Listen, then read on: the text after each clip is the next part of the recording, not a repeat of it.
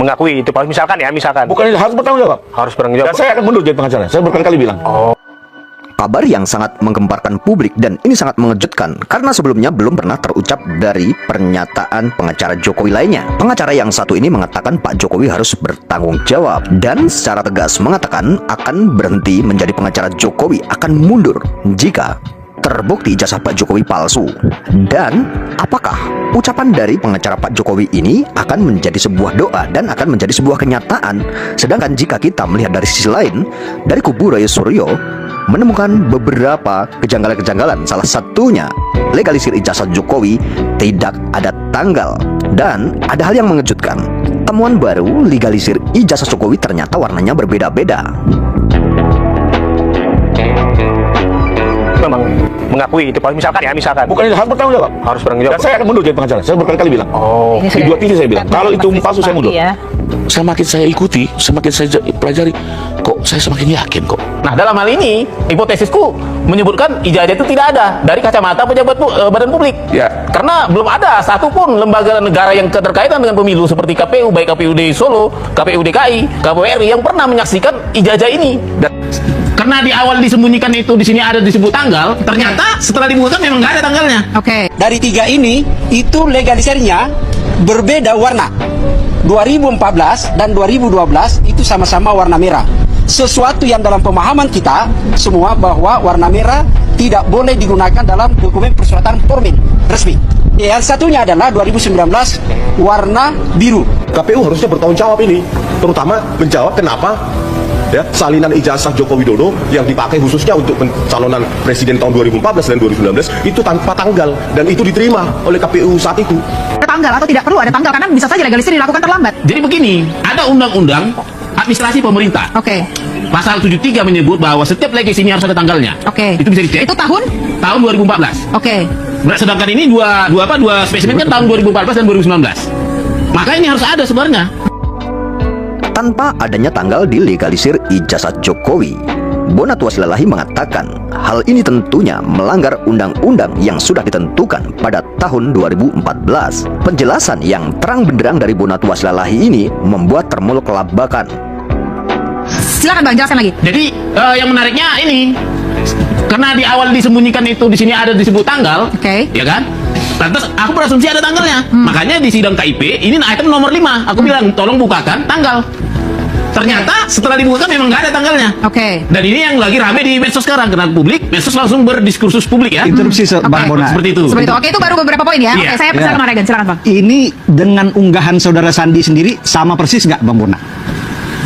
Pada awalnya, Iya. waktu ini juga dikasih ya ini Bang, dikasih yang begini, aku sudah bilang ini mirip. Mirip ya. Begitu dibuka jadi sangat mirip. Jadi sangat mirip. Iya benar, sangat mirip. Nah, kenapa waktu ini kan waktu itu kita masih ragu bisa aja nih berbeda tanda tangannya kan? Iya. Nah begitu dibuka ternyata tanda tangan sama semua nih. Makanya aku berani bilang tanda tangan itu identik.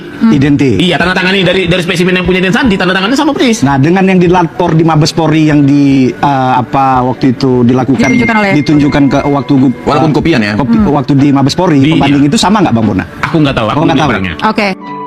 Tentunya hal ini tidak kalah menariknya. Pernyataan dari tim Bonjowi atau tim bongkar ijazah Jokowi. Legalisir ijazah Jokowi warnanya berbeda-beda. Kok bisa terjadi hal seperti ini? Ataukah sebenarnya warna yang berbeda-beda tersebut adalah merupakan hal yang biasa? Lalu bagaimana menurut penilaian kalian setelah menonton video ini? Salinan fotokopi yang digunakan Jokowi mendaftar sudah dilegalisir, mendaftar saat maju sebagai calon gubernur di Jakarta 2012. Lalu kemudian yang satu adalah mendaftar calon presiden di tahun 2014 dan tahun 2019 saat jadi 3. Nah, dari 3 ini itu legalisirnya berbeda warna. 2014 dan 2012 itu sama-sama warna merah. Sesuatu yang dalam pemahaman kita semua bahwa warna merah tidak boleh digunakan dalam dokumen persyaratan formil resmi. Gitu. Yang ada biasanya surat tinta merah. Itu dulu gitu ya. Nah, itu yang satunya adalah 2019 warna biru. Gitu. Jadi itu saya sini. Jadi ada 3 kita sudah peroleh dokumen itu. Sampai kemudian ada yang lain-lain tidak dimiliki gitu ya. Itu yang ketiga. Simpulannya juga teman-teman adalah di dokumen legalisir itu baik yang 2012, 2014, 2019 tidak ada waktu, tanggal, hari, dan tahun di sana. Oke, jadi itu temannya. Nah, apakah itu pelanggaran seperti apa? Nanti kita dengar jawabannya dari UGM. Siapa lagi? Pak. Tentunya, temuan-temuan dari para pejuang pencari kebenaran ini menjadikan sebuah pelajaran bagi kita semuanya. Dan kami ingin membawa suara ya untuk demokrasi di Indonesia ini. Jangan ada lagi kriminalisasi terhadap mereka-mereka yang menyuarakan kejanggalan-kejanggalan dari dokumen publik, apalagi yang dipakai untuk pencalonan presiden. Justru seharusnya ya KPU harusnya bertanggung jawab ini, terutama menjawab kenapa ya salinan ijazah Joko Widodo yang dipakai khususnya untuk pencalonan presiden tahun 2014 dan 2019 itu tanpa tanggal, dan itu diterima oleh KPU saat itu. Indikasi faktual, tetapi juga harusnya sudah masuk ke autentikasi, gitu loh. Ya, bukan hanya verifikasi faktual, tetapi autentikasi gitu. Tapi inilah yang terjadi sekarang ini, dan kita yang bersuara, ya, justru dikriminalisasi. Pernyataan dari Resmond Sianipar ini bisa menggambarkan bagaimana seorang intelektual atau para pakar-pakar pun mereka bisa dikriminalisasi. Apalagi masyarakat biasa seperti kita.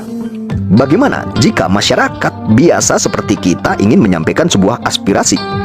Apakah kita juga tidak dengan mudah untuk dikriminalisasi?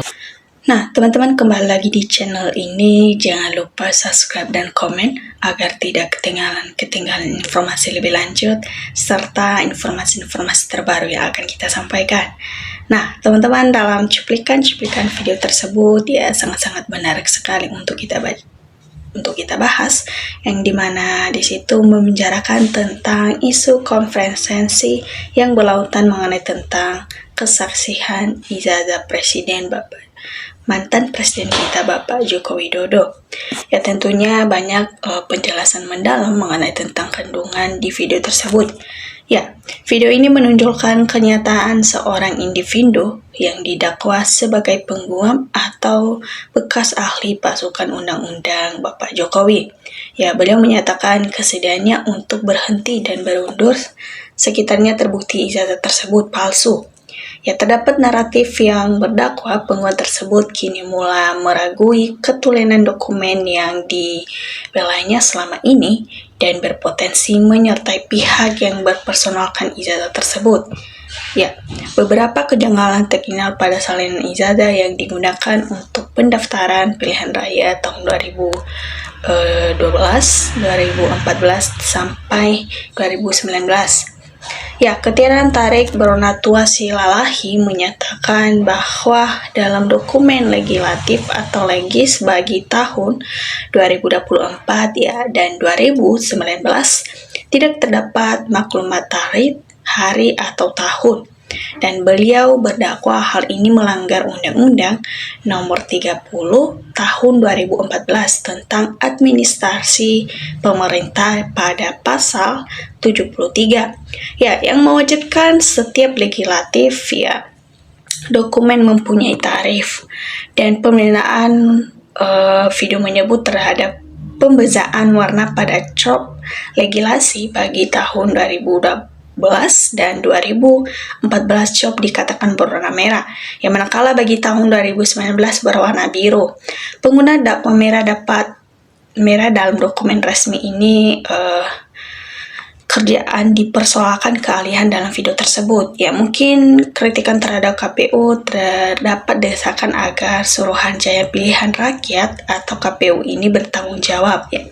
Mereka mau untuk dia bertanggung jawab menjelaskan mengapa mereka menerima salinan ijazah Bapak Jokowi ini tanpa tarik legalisasi tersebut semasa proses pencalonan presiden.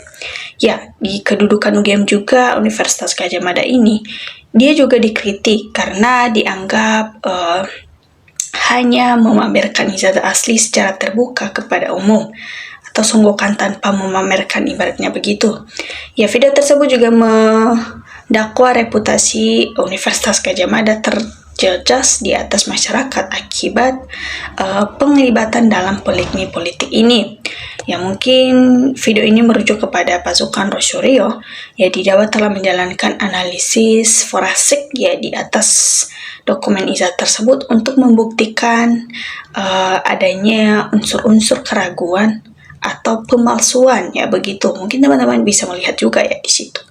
Dan narator di video itu menekankan bahwa perdebatan ini bukan sekedar isu ijazah, tetapi berkaitan dengan integriti pemimpin dan yang berkedaulatan mengenai kriminalisasi terhadap pihak yang menyuarakan keraguan terhadap dokumen tersebut, yang mungkin banyak ya mencerminkan pandangan pihak-pihak tertentu yang mempersoalkan keaslian dokumen tersebut.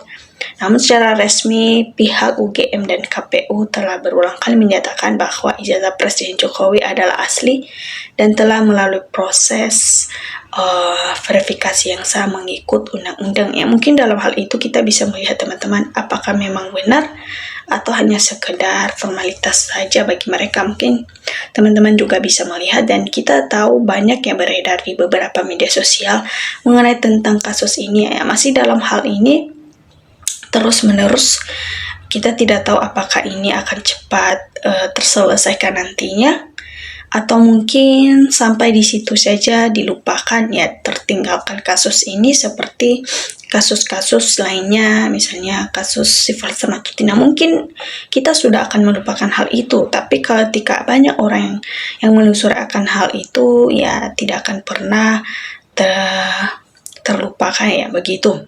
Nah teman-teman, demikian dari video ini. Ya, kita akan lanjut lebih lagi. Jangan lupa tetap nonton video ini. Jangan lupa juga berikan tanggapannya di kolom komentar. Ya, kita tahu tanggapan teman-teman sangat berarti sekali. Ya, supaya kita juga bisa sama-sama saling bertukar pikir, saling berpikir kritis dalam menghadapi situasi-situasi politik yang ada di negara kita ini tentunya ya teman-teman. Dan salah satunya kasus-kasus seperti ini, kasus Bapak Jokowi. Terima kasih teman-teman.